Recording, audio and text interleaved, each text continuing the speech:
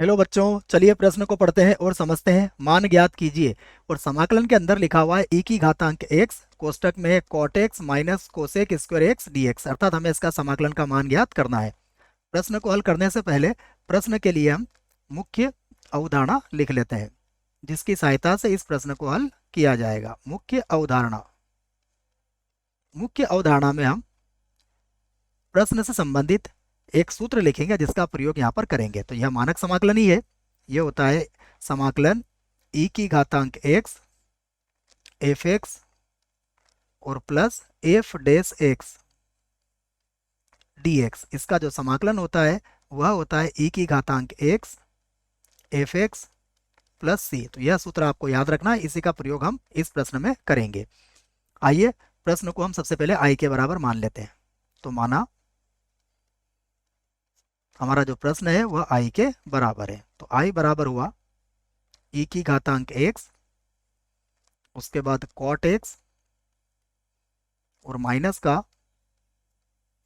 Cosec square x और dx। ये दिया गया है हमें, चाहे तो हम इसे समीकरण 1 बना सकते हैं। और यहाँ पर हम cot x को यदि एफ एक्स मानते हैं तो उसका अवकलन क्या होता है, माइनस कोसेक स्क्वायर x। तो यहाँ पर हम कह सकते हैं कि माना एफ एक्स बराबर कितना मान लिया हमने, cot x मान लिया। तो एफ एक्स बराबर cot x माना है। अब अगर मैं इसका x के सापेक्ष अवकलन करता हूं तो एफ डैश एक्स बराबर क्या हो जाएगा, देखो cot x का अवकलन होता है माइनस कोसेक स्क्वायर x। ये हो गया।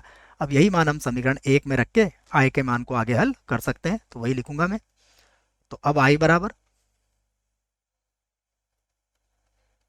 अतः i बराबर देखिए क्या हो जाएगा, ये होगा e की घातांक x, cot x को हमने क्या लिया है, एफ एक्स लिया, और माइनस कोसेक स्क्वायर एक्स, ये हो जाएगा प्लस का, और ये बन जाएगा एफ डैश एक्स और dx। और ये जो सूत्र हमने लिखा है, इस सूत्र की सहायता से i बराबर होगा e की घातांक x एफ एक्स और प्लस हो जाएगा c। यहाँ पर अब हम मान रख देते हैं। तो i बराबर e की घातांक x, एफ एक्स हमने किसको माना था, cot x को, तो ये हो जाएगा cot x और प्लस हो जाएगा c। और यही हमारे प्रश्न का उत्तर होगा। आशा करता हूँ आपको इस प्रश्न का उत्तर समझ में आया होगा। धन्यवाद।